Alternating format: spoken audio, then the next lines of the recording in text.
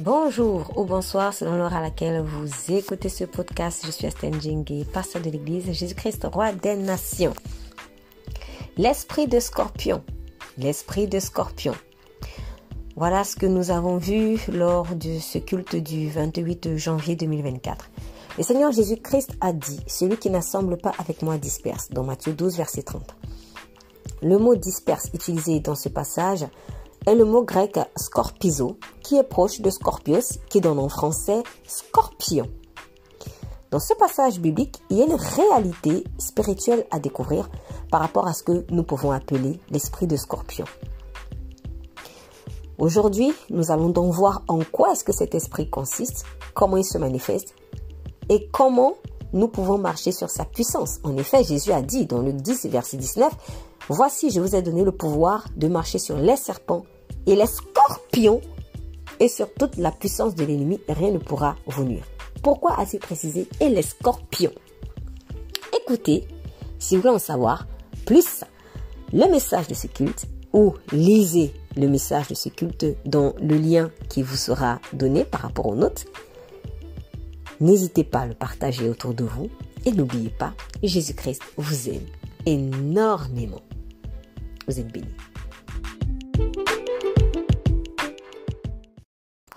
L'esprit de scorpion. Message du culte du 28 janvier 2024 à 11h. Dans le livre de Jérémie, au chapitre 23, verset 1er, il est écrit « Malheur aux pasteurs qui détruisent et dispersent le troupeau de mon pâturage, dit l'Éternel. » Donc, nous voyons que ici Dieu reprend les mauvais bergers qu'il a établis sur sa bergerie pour paître ses brebis. Ces derniers lui ont été infidèles de par leur attitude perverse à l'égard du troupeau de Dieu. Ils l'ont détruit, ils l'ont dispersé. D'abord, comment l'ont-ils détruit?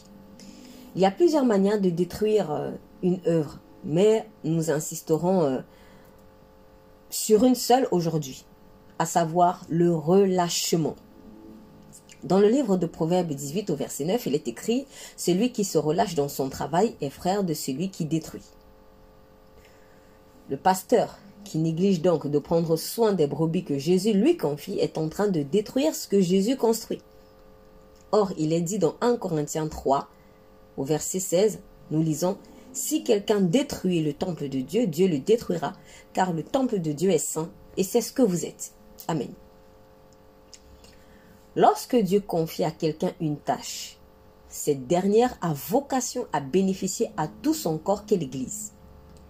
C'est d'autant plus vrai lorsque vous avez des personnes que vous devez aider à grandir en Christ. Si vous devenez négligent en ce qui les concerne, vous les exposez au loup. Votre négligence met les brebis de Dieu en danger et leur sauveur vous demandera des comptes. La méchanceté dont vous auriez fait preuve à leur égard retombera sur vous. Négliger de paître les brebis de Jésus n'est jamais sans conséquence. Nous lisons Jérémie 23, versets 2 à 4. C'est pourquoi, voici ce que dit l'Éternel, le Dieu d'Israël, sur les bergers chargés de prendre soin de mon peuple. Puisque vous avez dispersé mes brebis, que vous les avez chassées et n'êtes pas intervenu en leur faveur, je vais intervenir contre vous à cause de la méchanceté de vos agissements, déclare l'Éternel. Je rassemblerai moi-même le reste de mes brebis de tous les pays où je les ai chassées. Je les ramènerai dans leur domaine, elles se reproduiront et deviendront nombreuses. Je placerai à leur tête des bergers qui prendront soin d'elles. Elles ne connaîtront plus la peur, elles ne seront plus effrayées, et aucune d'elles ne sera manquante, déclare l'Éternel. Amen. La passivité devant Jésus qui s'active, lui, à rassembler ses brebis égarées, est une non-assistance à personne en danger. Même dans le monde séculier, la non-assistance à personne en danger est considérée comme un délit punissable en France, en tout cas, par exemple, de 5 ans d'emprisonnement et de 75 000 € d'amende. Vous pourrez lire cela dans le code pénal français, précisément à l'article 223-6. Il s'agit pour une personne pouvant secourir une autre personne qui court un risque pour sa vie et qui n'intervient pas volontairement. C'est dans ce sens que Proverbe 24, versets 11 à 12 dit « Délivre ceux qu'on traîne à la mort, ceux qu'on va égorger, sauve-les. » Si tu dis « Ah, nous ne savions pas », celui qui pèse les cœurs ne le voit-il pas? Celui qui veille sur ton âme ne le connaît-il pas? Et ne rendra-t-il pas à chacun selon ses œuvres? La passivité est donc une manière d'œuvrer, mais d'œuvrer pour le diable, qui seul a intérêt à ce que nous ne nous activions pas pour l'œuvre de Dieu. Cela lui facilite la tâche dans son entreprise de destruction. Le paresseux dans sa négligence se fait donc complice du diable. Comment l'ont-ils dispersé? Comment l'ont-ils dispersé? Nous avons d'abord vu comment l'ont-ils détruit. Maintenant, nous voyons comment l'ont-ils dispersé. Dans Matthieu 12, verset 30, le Seigneur Jésus dit « Celui qui n'est pas avec moi est contre moi, et celui qui n'assemble pas avec moi disperse. » Le mot « disperse » utilisé dans ce passage est le mot grec « skorpizo » qui signifie premièrement éparpillé. Ensuite, nous parlons de ceux qui, mis en déroute ou terrorisés ou conduits par leurs impulsions, fuient dans toutes les directions. Troisièmement, disperser ce que les autres ont pu accumuler ou quelqu'un qui gaspille littéralement ses bénédictions. Voir le lexique grec, hébreu, Top Bible. Skorpizo est proche du mot skorpios, toujours en grec, qui donne en français le mot scorpion. On comprend donc mieux Luc 10, verset 19, où le Seigneur Jésus dit « Voici, je vous ai donné le pouvoir de marcher sur les serpents et les scorpions et sur toute la puissance de l'ennemi, et rien ne pourra vous nuire. »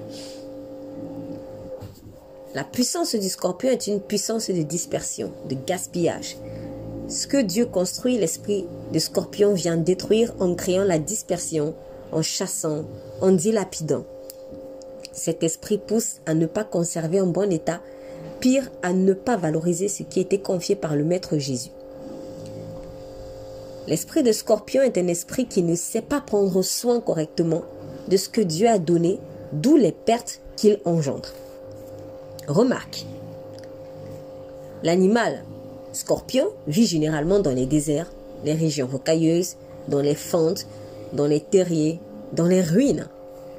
Dans la Bible, il est souvent associé au serpent, dans le sens où, dès qu'on parle de scorpion, on parle aussi de serpent à côté, comme si ce sont deux mauvais esprits qui s'entendent ou se ressemblent. Or, le serpent est solitaire. Il n'est donc pas étonnant que le scorpion le soit également et vive dans des zones désertiques où il n'y a rien. Avec l'esprit de scorpion, c'est l'amour du vide, du rien, des espaces inoccupés, de la solitude, de la marche solitaire. C'est la tendance à se débrouiller seul. C'est le refus même du recours à l'aide. Comment le scorpion provoque-t-il la dispersion? Comment le scorpion provoque-t-il la dispersion? Le scorpion provoque la division, la dispersion par le venin qu'il y a dans son dard. Ce venin, c'est le fruit de la bouche, sachant que c'est de l'abondance du cœur que la bouche parle. Nous lisons Matthieu 12, verset 34. « Race de vipères, comment pourriez-vous dire de bonnes choses, méchants comme vous l'êtes, car c'est de l'abondance du cœur que la bouche parle. » Quand on est sous l'influence de l'esprit de scorpion, on a une langue de vipère, autrement dit une mauvaise langue. C'était le cas des pharisiens, qui avaient eu le culot de dire que Jésus chassait les démons par Belzébul, le prince des démons. À cela, le Seigneur leur répondit, « Quiconque parlera contre le Fils de l'homme, il lui sera pardonné. Mais quiconque parlera contre le Saint-Esprit, il ne lui sera pardonné, ni dans ce siècle, ni dans le siècle à venir. » Matthieu 12, verset 32. Un fils d'homme peut être sujet à des faiblesses, mais pas un fils de Dieu. Le Seigneur Jésus était à la fois fils de l'homme car né d'une femme et fils de Dieu car conçu directement par le Saint-Esprit dans le ventre de cette femme. En tant que fils de l'homme, il a été confronté à certaines faiblesses humaines. On a par exemple vu l'angoisse qu'il avait saisie à Gethsémane lorsqu'il demandait à son père s'il pouvait éviter de boire la coupe de colère, voir Luc 22, verset 42. Comme tout homme, Jésus eut faim et soif, comme on l'a vu dans le désert après son jeûne, Matthieu 4, verset 2. Ou alors à la croix quand il eut besoin de boire, Jean 19, verset 28. Donc, en tant que fils de l'homme, Jésus a été sujet à des faiblesses humaines. Mais en tant que fils de Dieu, Jésus était parfaitement saint. Comment peut-on parler contre ce qui est parfaitement saint? C'est justement sa nature de fils de Dieu qui a permis au Seigneur Jésus de ne pas pécher, même lorsqu'il était fils de l'homme. En réalité, les pharisiens avaient été dérangés lorsqu'ils entendirent la foule appeler Jésus fils de David, image de sa royauté et de son identité de Messie. Matthieu 12, verset 23, nous lisons, toute la foule étonnée disait, n'est-ce point là le fils de David? Les pharisiens avaient donc dit, cet homme ne chasse des démons que par Belzébul. Ils ont dit, cet homme, focalisant ainsi sur l'humanité de Jésus. Or, le Fils de l'homme agit par la puissance du Saint-Esprit, démontrant ainsi qu'il est fils de Dieu. Les pharisiens ont dit, cet homme, parce qu'ils ne voyaient Jésus que comme un simple être humain, mais ils étaient dérangés par fils de Dieu, parce qu'ils ont refusé de voir sa nature divine. Et pourtant, en agissant par la puissance du Saint-Esprit, Jésus attestait qu'il était fils de Dieu. En parlant contre ses œuvres de fils de Dieu, on parle contre Dieu lui-même et contre son Saint-Esprit. D'où l'erreur des pharisiens. Qu'est-ce qui les amena à parler contre le Saint-Esprit par lequel agissait Jésus? Réponse, c'était tout simplement la jalousie. Parce que la foule avait vu la royauté de Jésus, en l'appelant fils de David.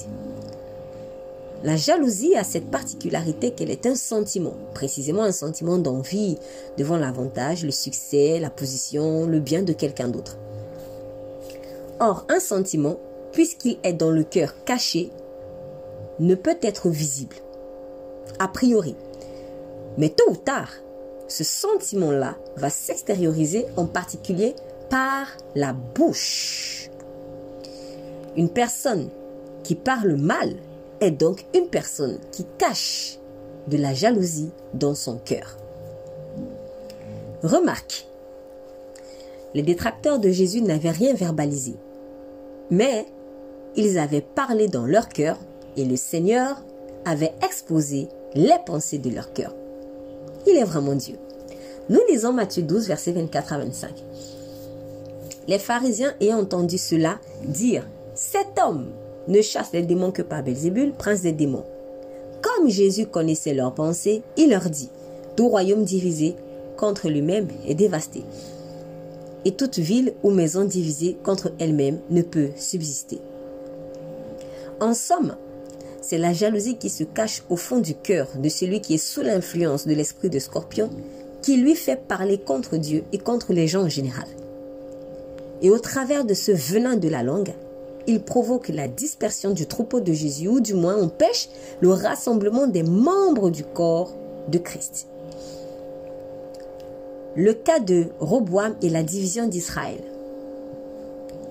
Le cas de Roboam et la division d'Israël.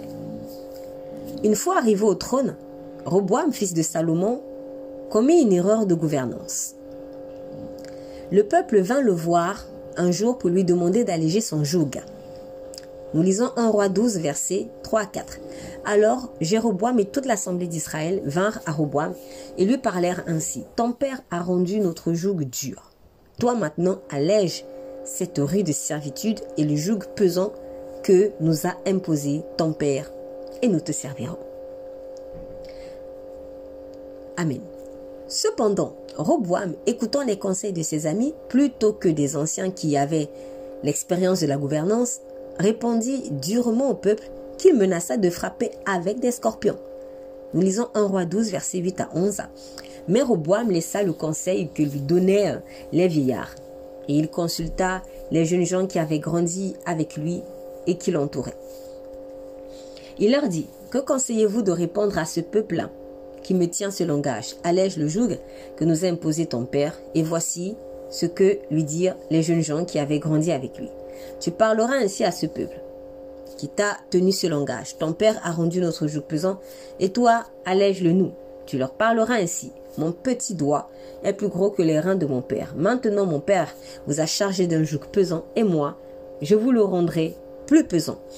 Mon père vous a châtié avec des fouets, et moi, je vous châtierai avec des scorpions. À partir de là, le royaume de Roboam fut divisé. Il ne régna finalement que sur 2 des 12 tribus, à savoir Juda et Benjamin.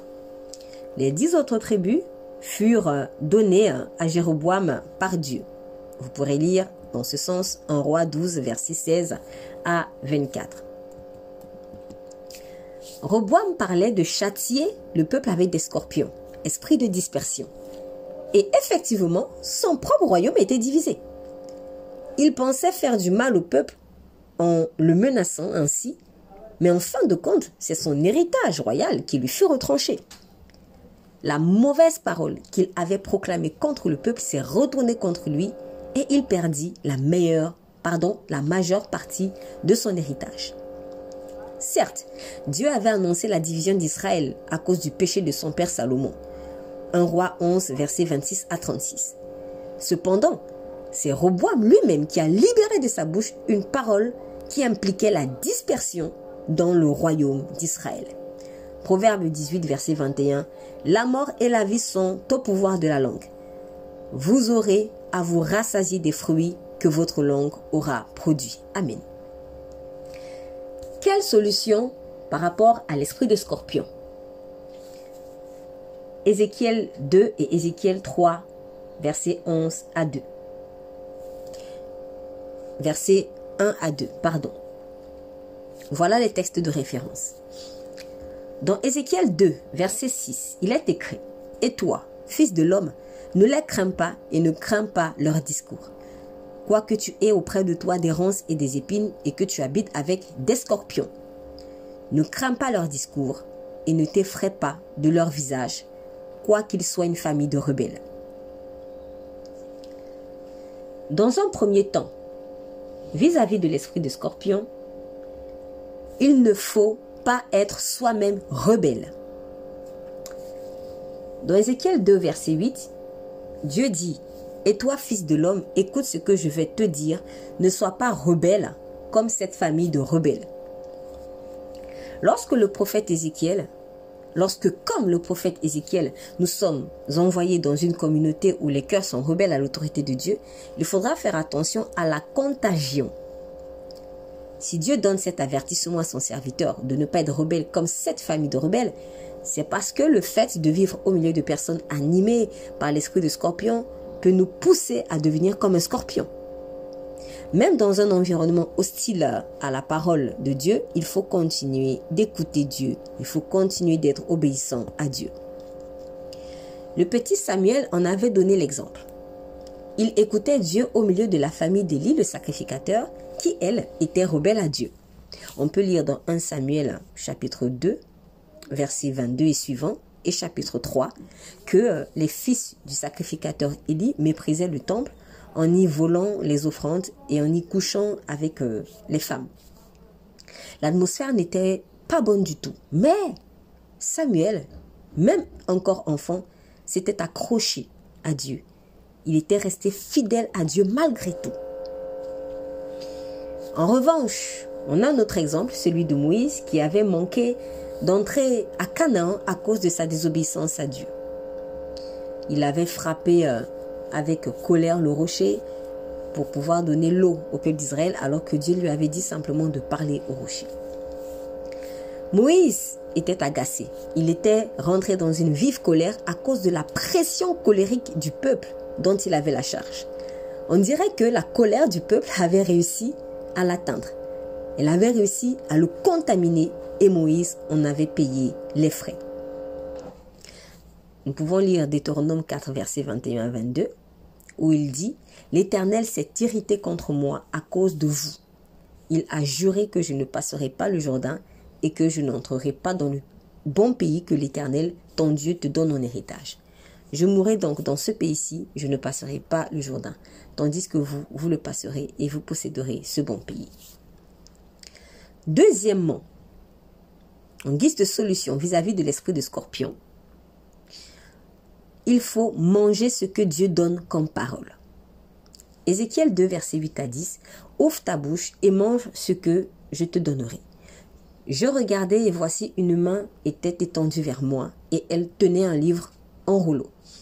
Il le déploya devant moi et il était écrit en dedans et en dehors. Des lamentations, des plaintes et des gémissements y étaient écrits. » Amen. Manger ce que Dieu donne implique de manger au-delà de ses instructions et conseils, ses lamentations, ses plaintes, ses gémissements. Au lieu de focaliser sur ce qui nous attriste nous, de ne prier que par rapport à ce qui nous dérange nous, il faudrait focaliser plutôt sur ce qui dérange Dieu. Par ailleurs, pour manger correctement, il faut prendre du temps. On le sait. De même, pour manger correctement les paroles de Dieu, il nous faut prendre des temps conséquents. Étudier la parole de Dieu ne se fait pas en quelques minutes. Alors, prenez du temps. Troisièmement, parlez aux hommes de ce que j'ai mangé dans la présence de Dieu. Troisièmement, parler aux hommes de ce que j'ai mangé dans la présence de Dieu. Nous lisons Ézéchiel 3, versets 1 à 4. Il me dit, « Fils de l'homme, mange ce que tu trouves, mange ce rouleau et va, parle à la maison d'Israël. » J'ouvris la bouche et il me fit manger ce rouleau. Il me dit, « Fils de l'homme, nourris ton ventre et remplis tes entrailles de ce rouleau que je te donne. » Je le mangeai et il fut dans ma bouche doux comme du miel. Il me dit, « Fils de l'homme, va vers la maison d'Israël et dis-leur mes paroles. » Dieu nous donne sa parole pour que nous parlions aux autres, c'est-à-dire qu'il nous donne à manger pour que nous donnions à manger aux autres à notre tour. Plus nous mangerons ce que Dieu nous donne, plus nos ventres et nos entrailles seront pleins de sa parole. Cette parole-là va purifier notre être intérieur. Et nous pourrions de plus en plus sortir des paroles douces au lieu de paroles amères. Jacques 3, versets 8 à 12, nous lisons « La langue, en revanche, aucun homme ne peut la dompter, c'est un mal qu'on ne peut pas maîtriser, elle est pleine d'un venin mortel. Par elle, nous bénissons Dieu comme Père, et par elle, nous maudissons les hommes faits à l'image de Dieu. De la même bouche sortent la bénédiction et la malédiction. Mes frères et sœurs, il ne faut pas que tel soit le cas. Une source fait-elle jaillir par la même ouverture de l'eau douce et de l'eau amère? Un figuier, mes frères et sœurs, peut-il produire des olives ou une vigne des figues? De même, aucune source ne peut produire de l'eau salée et de l'eau douce. En effet, on ne se rassasie pas seulement avec ce qu'on mange, mais on se rassasie aussi avec ce qu'on dit, avec ce qui sort de notre bouche. Proverbe 18, verset 20. C'est grâce au fruit de sa bouche que l'homme rassasie son ventre. C'est du produit, de ses lèvres qu'il se rassasie. Amen. C'est donc un cercle vertueux. Je mange la parole de Dieu qui me rassasie. Je proclame cette parole et elle me rassasie également. D'ailleurs, Dieu récompensera ses serviteurs qui auront donné à manger aux gens de sa maison. C'est donc notre mandat en tant que disciples de Christ que de nourrir les autres, de les nourrir avec la nourriture dont Dieu nous a nourris. Matthieu 24, versets 45 à 46. Quel est donc le serviteur fidèle et prudent que son maître a établi sur ses gens pour leur donner la nourriture au temps convenable? Heureux ce serviteur que son maître à son arrivée trouvera faisant ainsi. Quatrième solution et dernière, par rapport à Ézéchiel 2 et 3, versets 1 à 3. Il ne faut pas avoir peur des rebelles. Il ne faut pas avoir peur des rebelles. Lorsque Dieu nous envoie, il faut parler franchement aux personnes qui se rebellent contre lui sans avoir peur d'elles. En effet, la peur est un moyen de créer la contagion de la rébellion. Si vous avez peur de dire ce que vous avez à dire de la part de Dieu à une personne rebelle, vous ouvrez une porte à l'esprit de rébellion dans votre vie. Dans Ézéchiel 10, au verset 27, il est écrit que l'onction de Dieu brise le joug. Nous lisons, « Et il arriva en ce jour-là que son fardeau sera ôté de dessus ton épaule et son joug de dessus ton cou. Et le joug sera détruit à cause de l'onction. » Donc, l'onction de Dieu brise le joug. Ainsi dit, à force de prophétiser, lorsque Dieu nous inspire, c'est-à-dire à force de parler de sa part aussi à ceux vers qui il nous envoie, la puissance du Saint-Esprit va elle-même nous purifier également. Donc, la puissance du Saint-Esprit purifie le messager qui délivre les messages de Dieu. Pourquoi? Parce que il est de principe que l'arroseur sera toujours arrosé. Proverbe 11, verset 25. L'âme bienfaisante sera rassasiée et celui qui arrose sera lui-même arrosé. N'ayons donc pas peur de parler à cause de nos imperfections, car l'onction de Dieu qui descend sur nous pour parler aux autres, elle va briser le joug de ces imperfections qui pèsent en nous. L'arroseur sera arrosé. Remarque, le prophète Ézéchiel dit que le rouleau que Dieu donna à manger fut dans sa bouche doux comme le miel. Ézéchiel 3, verset 3, « Je le mangeai et il fut dans ma bouche doux comme du miel. » Pourtant, il s'agissait de lamentations, de plaintes et de gémissements, qui sont généralement associés à l'amertume de l'âme. Cela signifie que lorsqu'une lamentation, une plainte ou un gémissement vient de la parole de Dieu, ils seront dans notre bouche comme le miel. En revanche, quand cela vient de la chair de l'homme, quand les lamentations, les plaintes, les gémissements viennent de la chair de l'homme, ce sera toujours amer pour nous. On comprend mieux pourquoi le Seigneur Jésus a dit que son fardeau est léger. Matthieu 11, verset 30. En nous invitant à déposer devant lui notre fardeau à nous, qui est trop lourd. Ce fardeau-là, c'est l'image de nos propres lamentations, de nos propres plaintes et de nos propres gémissements. Alors, déposez au pied de Jésus-Christ vos fardeaux. Lâchez prise sur les plaintes, les lamentations, les gémissements et portons les gémissements de l'esprit. Portons, si on peut dire, les plaintes de Dieu, entre guillemets. Portons les lamentations de Dieu. Le Saint-Esprit veut au travers de nous crier, pleurer, gémir. Mais nos propres gémissements, nos propres lamentations, nos propres plaintes qui se concentrent sur nous, n'appellent pas, ou en tout cas ne fait pas grandir le royaume de Dieu autour de nous. Alors, laissons-nous utiliser par le Seigneur, lâchons prise sur l'esprit de scorpion qui apporte la division, la jalousie, l'amertume, et nous serons bénis. Jésus-Christ vous aime énormément.